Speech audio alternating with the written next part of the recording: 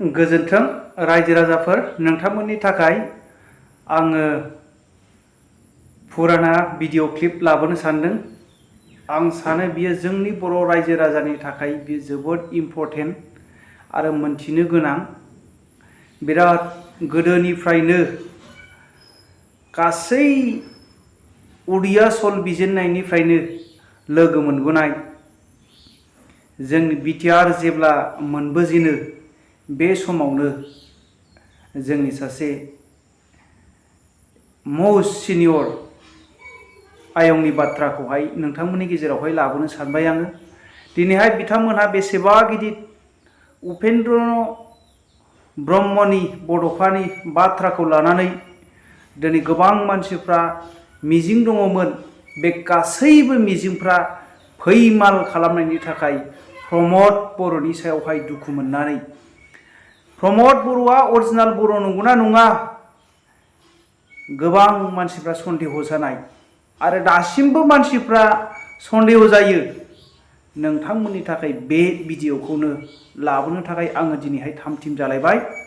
आङो सानो सिगांनि जे भिडिअफ्राव नोंथांमोनहा अनसायनानै जोबजासे नायनानै मोजां 100आव 99% मानसियानो मोजां कमेन्ट हरनायनि थाखाय अनसायनि थाखाय आंनि गोरबोनिफ्राय क्रौर गोजोननायखौ आं जासिहरो। आंगो लोगोफोर नैबे आयंनि बाथ्राया जोबोद गोजोनथाव बाथ्रा, एखेबारे इम्परटेन्ट जोङो मिथिनो गोनां। मानो होनोब्ला बिसोरो जोंनि एडभाइजार बायदि गोदोनिफ्रायनो लोगो मोनबोनाय आयंमोनहा उपेन्द्र ब्रह्म जोंनि बड'फा बेखौ लोगो मोनबोनाय गासैबो मुभमेन्टआव गासैबो जांख्रिखांनायावहाय बिथांमोनहा लोगो मोनबोजोबदों। बिनिखायनो दिनै बिथ्रिखिना नांनानै गोसो गोरबोजों गावफ्रुनानै आयंआ बे बाथ्राखौ बुंनो गोनां जादों। रायजो राजाफोर दिनै नोंथांमोनहा बेखौनो खोनासं आरो खोनासंनानै स्टाडि खालामनानै ला बे आयंनि बाथ्राया राइट नंगौना नङा। दिनैहाय जोंनि बर' रायजो राजाया जोंनि जे बिटिआर सुक्तिया मोनसे मोजां सुक्ति ना, जोंनि बर' हारिनि जोबस्रांनायनि मोनसे खैसार ना, जोंनि माखासे बर' लिडारफोरनि गावनि मोनसे फुटफुलिनि थाखाय मासिनि थाखाय बे गासै सुक्तिफोरखौ लाबोदों। दिनैहाय नैबे आयंनि भिडिअ फुटेजनिफ्राय नोंथांमोनहा खोनासंनानै नायदो। रायजोखौ लागोन होननायखौ फोथायबाय बे ककिला बालिगाव मिटिं जानायफ्रा गासैखौ मोनजोबबोबाय, दुखु नांजोबबाय गासैबो। अब्ला जोंहा दा रायज्लायनांगौ मा दं? बे बिटिआरनि सुक्तियाव जोंहा लाब गैया। प्रमद बर'आ एक्सुवेलि बे बर' असे ना हारसा बेलाय आं बेखौसो लुबैदों दा। आं बेखौ स्पस्ट मिथिया दाबो। बे असे बर' बियो बर' असे ना मा बेलाय आं बेखौनो बुजिया। बिनिखायनो दुखु मोननानै दं आं। बे बर' जाथिखौ मानो दिनै आन्सलिक दल हिसाबै बर' जाथिया थांनानै थानो लुबैदों, बावहाय मानो गुथै आन्सलिक दलखौ बुफायनानै दिनै हालदै फुननाय दोलाव लांजोबनानै जोंखौ मा खालामनो नागिरदों? जोंनि बर'नि धोरोम, जोंनि बर'नि मावनानै जानाय, जोंनि दानाय लुनायखौ नस्थ' खालामनो बे बर' असे नामा? फिसाफोर नोंसोर उत्तर हो आंनो। बे बर' नामा? बे बर' नङा। मानसि मोजां बर'मोनब्ला बियो बोसोरबासो मानो रेहाय लादिया बेलाय? बे आबसुनि प्रेसिडेन्टआव थानांगौमोन बियो। बे मोजां मानसिमोनबा मानो थादिया बेलाय? मानो थादिया बियो? बियो ओंखारग्रोमोनानो सोरखौबा प्रेसिडेन्ट इउपिएलनिखौ होखारबायनानै गावनो प्रेसिडेन्ट लाबावबाय। मानसि लुबैसोला बर' बेलाय? बे बर'आ सोनाबहा बर'नि गेजेराव बोरै थांनानै थाखोलै? नोंसोर बे क'क्राझारनि बे कामरुपनि बर'फोरनि गेजेराव बोरै थांनानै थाखो? नोंसोर बर' असे नंगौना नङा? सोनाबनि बर'फ्रा असे, सोनाबनि बर'फ्रा असे बर' नङा आंनि बुजिनायाव। जोङो फोथायोमोन नों प्रमिला फैनानै दाव आलासि सोंनो जोङो आमायलायदों, नों सानसुमायानो नों उफेनानो आलासि सोङै सोङै जोङो मेंख्रुबलायदोङो नों दिनै NDF गायनो फैबाय न'आवनो बाहाबै थानानै फिसा फिसौ जोंहा थैजोबलांबाय गासैबो बे रायजोखौ लुखांनायावबो 416 भटारमोन थैनानै थांबाय सभाराम गयारिया आंखौ बुंदों बियो ओइ मुखा थानेस्वर जों बर'आ बोरै थांबावनो मा बुंनाय जाखो सार आंथ' साख्रि लायोमोन अरुणाचलाव जोङो बे हादानाव खारलाबायनाय रेलसारियाव खारबाय बायनायखौ जोङो हमै लाबोनानै जोङो गहपुराव सोदिनि रिजार्भआव दिनै बे रिजार्भ जाबाय दिनै बेयाव बर' गामि जाबाय दिनै बे रिजार्भआबो मा रिजार्भ बेखौ दानि बर'आ बुजिया दे बाबाफोर बे हानि मुल नांग्राया आंनो आरो हनै आंजों लोगोआव बे सासे उनाव दंफायो बाखिया थैलांजोब्बाय गासैबो आंल'नोसै बेनिखायनो दुखु दं सावजाबाय जों थैलांबाय जों जिउ गारनांबाय जों हाजो मानबाय होननानै गेग' आफा आंनि बन्धुमोन नोंसोर दिनै आंखौ फोथायनाय नङा बे फिसाफ्राबो फोथायनाय नङा बिसोर उन्दै जोब गासैबो हाजो मानबाय गयारिनि लिंखिया अन्थाइयाव ओरै बारल'लांबाय थादों मनाफ्रा बेबादि जानानै हाजो खंखराव हरसे दावदाब सुनानै थाहैनानै औवा बन अखानायै गेग' आफाजों रायलायनानै इन्दिरा गान्धीखौ मेसेज हरनो लाबोदों आं थानेस्वरा लाबोदों बे इन्दिरा गान्धीजों खेमाव ओरै खोन्था आङो इन्दिरा गान्धीखौ बुंदों आं थानेस्वरा थैयाखै बे बर'खौ लुखांनायाव आं बे फंबायनावबो सोंनो हागोन शिलंआव लांफायो आं बिमला प्रसादखौ सानसे लोगो मोनबोनाय मानसि आंनि बैसोआ 82 दा आगस्ट हाबबाय बिनि आंहा दुखु दंजोबो नोङो जेल जादोंमोन हाग्रामायाबो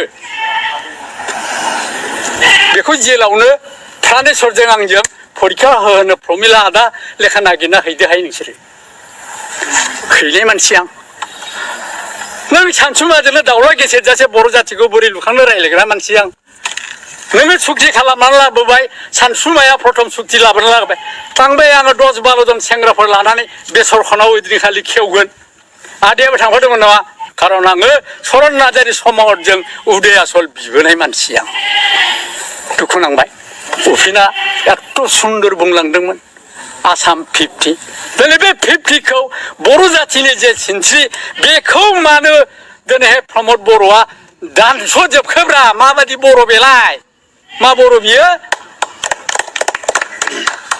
50 होननानै उफेना जेरै फोथांनानै गालांबाय उफेना दिनैहाय सुक्तिनि आग बेलायाव बुंबाय जेखि जाया मानो आयेननि बाथ्रायाव मोनथायनि बाथ्रायाव जायखिजाया खुन्थियाखौ पैतृक सम्पति हिसाबै ब्रह्मपुत्रखौ नोंसोर खुन्थिया थुनानै लाग्रोदो दिनै जाहोना सोरबा NDF गायदोंब्लाबो सोरबा माबा दोलो फाथिदोंब्लाबो दिनैहाय बुखावनानै लाबोनो उपायानो गैला जेलाव थांनानै मोदै हुगारलायदों रन्जना आं जेलाव थांब्ला आदा बेबादि उफेननि खोथाखौ खुन्थियाखौ पैतृक सम्पति ब्रह्मपुत्रखौ थुग्रोनो थोनलांदोंमोन बेखौ रावबो खोनासङाखिसै जार फलनि आंनि थाखायबो असम्भब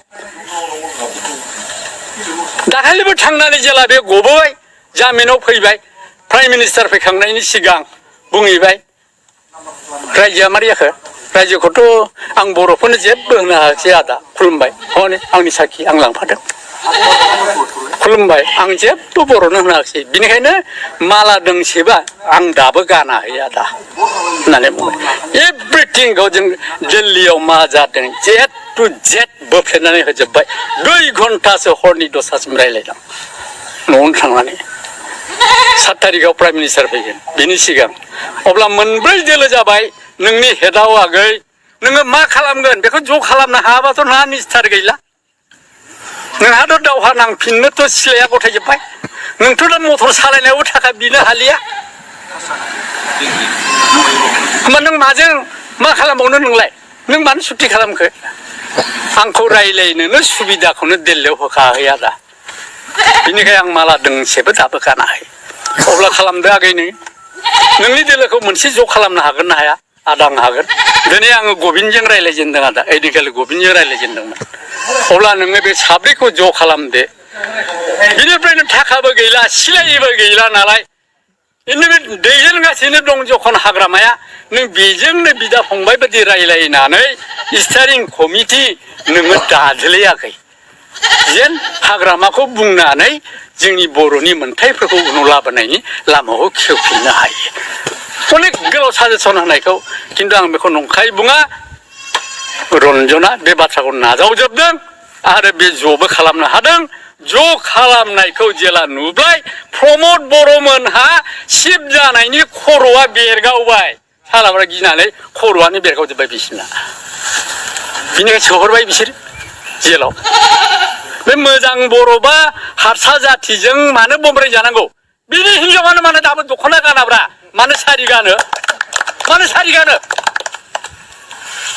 बर' जाथियाव फैबायब्ला फिसाया बर' जाबायब्ला बिनि हिनजावा बर' दख'ना मानो गाना मा बर' बियो सोनाबनि बर'फ्रा बेखौलाय मारै नायनानै थानो हाखालाय नोंसोरलाय क'क्राझारनि बर'फोर कौटि कौटि थाखानि माहाजोन जाबाय गासैबो दिल्लीनि गासैबो MP ME गासैबो जाजोब्बाय मन्त्रि जाबाय सरकारा सालायबाय मारै सैनो हाखो बेबायदि मानसिखौ सोनाबनि बर'फ्रा बिनिखायनो जोङो सानबाय बिटिआर सुक्तियाथ' जा मोन्थाय जेबो गैखाया नोमा नोम्फा गहपुरा जाम्बा नंदों माबा बानासुर लामा हलंनि दैसिमनो नोमा नोम्फानि लामानो हनै आसाम गभर्नमेन्टआ होगासिनो दं जोंना फार्स्ट नैनिफ्राय बे हलंनि दैसिमनो बानासुर रडनो मानो नांगौ जोंखौलाय बानासुर जाम्बा गहपुरा जाम्बा नङा गहपुरा जेनेरेल जों नाग्लि थांनाय मेलेमसो क'क्राझारा मेजरिटिजोंसो बर' थांनानै थादों गहपुरनि बर'आ ब्रेनजों थांनानै थादों जेनेरेलजों अत गोरलै दासान जोंखौ गहपुरनि बर'आखौ एसे गोरलै दासान बिनिखाय रावबो लिडारखौ जोङो फोथायनो जोंहा गोसोआव गैला बिटिआरआथ' बादहो गुलिमार बेयाव जेबो गैया नोंसोर क'क्राझाराबो इमप्लिमेन्ट जेबो खालामनो हाया आं बुंदों